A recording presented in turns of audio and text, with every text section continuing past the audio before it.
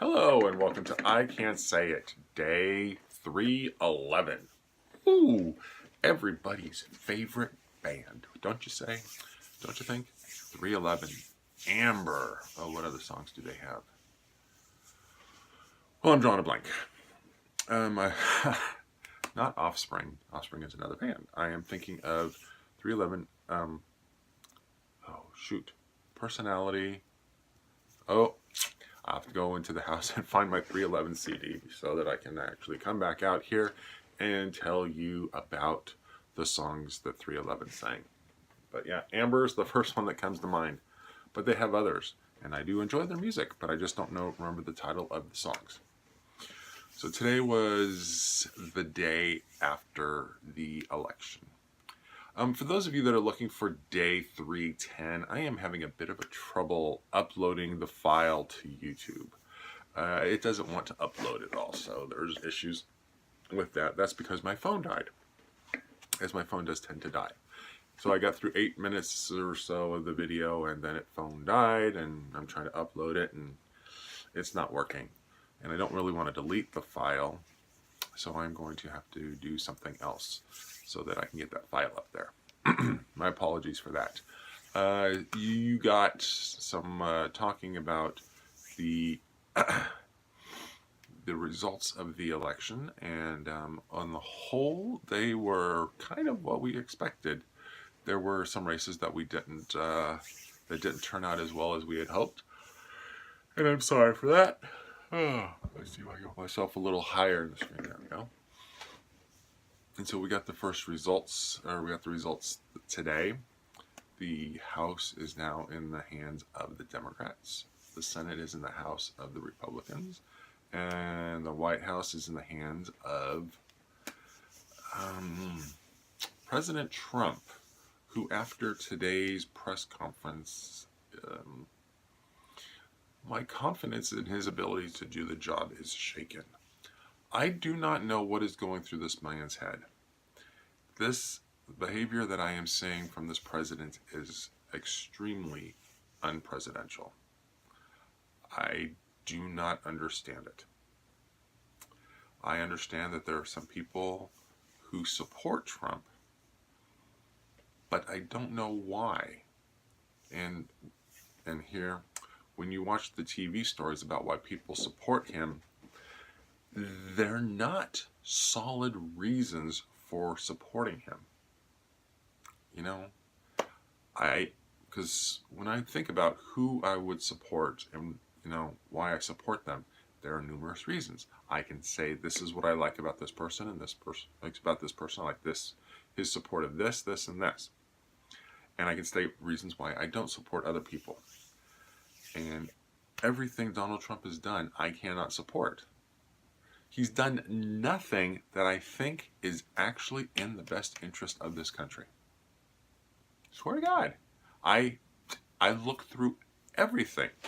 I look on Twitter, I look on Facebook, I look at the news stories, I look at what they are publishing about what is going on with our government, and I cannot find a single thing to say, yes, good job. And I'm looking. Can you imagine how frustrating it is to know that your president does nothing with which you approve? Now, it's not like I'm some backwards, kind of guy, and, I got no education. Can't get no. Anyway, and I don't know what's going on in the world, and, and I'm not paying attention to it, and I'm just doing my 9-to-5 job of, whatever, and coming home and drinking beers and watching TV. Not doing that. I'm paying attention to what's going on. And nothing he does says he knows what he's doing. I mean, think about probability. The probability when you throw up a coin and it comes down 1 out of 2. You got 2 choices, heads or tails. And it could be either heads or it could be tails. 1 out of 2. Think of the number of issues that this government has to deal with. Think of it. And then the number so 1 out of 2. So you got 1 heads out of 2 choices. So now let's think. Now you got another fraction. Here's all the number of items that the government government has been dealing with. And the number that goes on top for me is a big fat 0. You know, the odds of something happening like that are just crazy. How is it that he is doing absolutely nothing with which I agree? Does that mean I am completely wrong in everything I believe? Now, that might be possible, but guess what? I spend time thinking about these things and whether my beliefs make sense or not. You know, John F. Kennedy said, every once in a while, just throw a question mark on the end of something you believe in, just to think about whether you should still believe in it or not, or maybe change your attitude. Change your tune. Change your way of thinking. So that's what you do. That's what I do. I was one time anti-abortion because my focus was too narrow. My focus was just on, well, if you don't have sex, there's no unwanted baby. If you use protection, there should be no unwanted baby. But that doesn't take into account that people don't do these things, that these behaviors still exist, and that bringing an unwanted child into the world, really, you would foist that mother, you would have that mother go through the 9 months of pregnancy because you think abortion is wrong. You're putting that mother through that. And I think it is going to be torment to have that baby when it isn't what she wants. It isn't the right time for the baby. It's not the right time in her life. It's not the right place in her life. And so I'm like, dude, I'm a guy and it ain't my place. It's my place if I'm the father. Then I should have something to say, or I should have had something to do with the behavior that goes on. But it really does need to sit with the woman and a bunch of white dudes sitting around in Congress making laws, and the states mostly, actually, now that we think about it, it's really the states that are passing all these laws saying, no, I'm sorry, dudes, you're wrong. You've got to leave it to the decision of the mother and the father. Okay? Enough said about that. And so that is a situation where I was wrong. Freely admit I was wrong. My decision didn't impact anybody because I didn't get anybody pregnant. So I'm okay with holding a position which I at one time thought I was wrong. But now I see otherwise. And so I am spending my time thinking about my position on issues. And to have a president who does not share a single view with me, no moral compass as far as I can tell, no way of looking at the world as to say, hey, this is pretty cool. This isn't cool. I'm going to go with the cool things, or, you know what, in order to deal with the cool things, maybe we got to tolerate some badness first. But, you know, you got to explain it to the people. There is nothing about this guy that makes me want to believe anything he says. You know, he might be right about something. I will grant him that without hesitation. He may be right about something.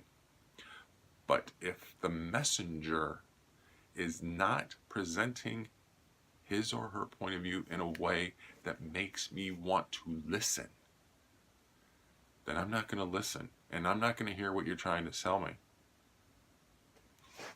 You know, when I was teaching there, and because you're up in front of a classroom, you've got 36 desks. That means you've got 36 students. You've got 36 brains looking to you to learn how to do something. And those 36 brains have 36 different ways of looking at the world. That means that you hope that the one way you're teaching is going to hit all of the kids. Now, anybody who knows diddly squat about anything knows that you're not going to get to all 36. So then you have to change your perspective and say to yourself, well, Is there another way that I can teach this that'll hit all of the students? So sometimes you teach the same thing 2 different ways so that you can look at the problem 2 different ways so that you can get all the students in the classroom paying attention and understanding and learning and saying, hey, I get this. We don't have that in our Oval Office. We don't have a president who's trying to be president of the entire country. It isn't happening. I'm not trying to be mean. I'm not attacking him. I am not criticizing him. I am stating my perception of what I see in the Oval Office. Now, I concede that I may be wrong. But I'm not wrong until I see evidence that I'm wrong. Okay? Everything that I see is based, or everything that I believe is based on what I see and what I hear. I try to make that definition of what I see and what I hear as broad as possible. So I'm keeping an open mind. My mind is so open that, it's not that it all flows out, it's that it all comes in and I take the time to chew on it and to think about it and go, okay, is this what's going on? Right. Frustrates my wife, probably frustrates my boss too, that I'm sitting there and thinking and chewing it over because I do not immediately jump to a conclusion. I'm trying to think it through because a lot of times people, when they make their explanations, I'm like, where's this coming from? What am I missing? What don't I know? You gotta process it all. You gotta ask questions. You gotta ask,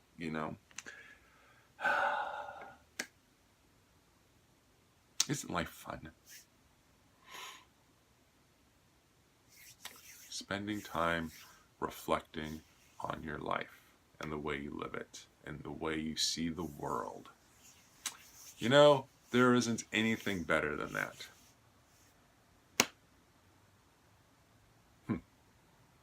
I have the phone hooked up to a battery so that there's no chance that that the phone is going to die. That's why the video can go longer today.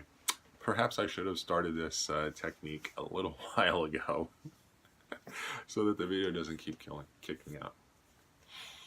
All right.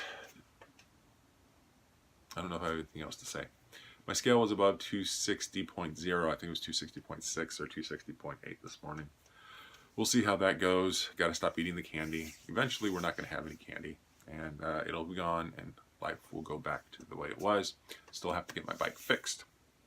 My lunchtime read continues. If I have not told you, the book that I am reading at lunchtime is Moby Dick. Yep, the book that's that thick. I don't know how many pages. I haven't counted them. I think I'm up to page 50-something. And it's really quite interesting. I love that it is in small chapters. Not that I have attention deficit disorder, but that it makes it easy for me to just read like a chapter during lunchtime. And it's great because, the first chapter, Loomings. I don't remember the second chapter. So then, Loomings, and then he's traveling to New Bedford, and you hear about the hotel, and sleeping under the bedspread, and walking through town, and meeting Queequeg, and now he's in church. And so I got through most of the church sermon today, which was Jonah and the Whale. It did make me want to read and pull out my Bible and read Jonah, because I guess it's a book in the Bible. I don't recall it being its own book in the Bible, but it's in the Bible somewhere. And to actually read what it says there and compare it to what the sermon that Herman Melville wrote for the book. And then I forget what the next chapter is. I think I read it, but it is, so far, it is a interesting book. The English is it's not difficult to get through, but you have to read it slowly. And he does have a lot of fun with words. So far, I would highly recommend Moby Dick. He's still not even on a boat. There's so much freaking detail in this book that it's just crazy. And I think I'll have to tell you more about it, but it's coming up on like 10:45 and I need to hit the hay. So I will tell you more about that later. So I'll try to stop saying the word so.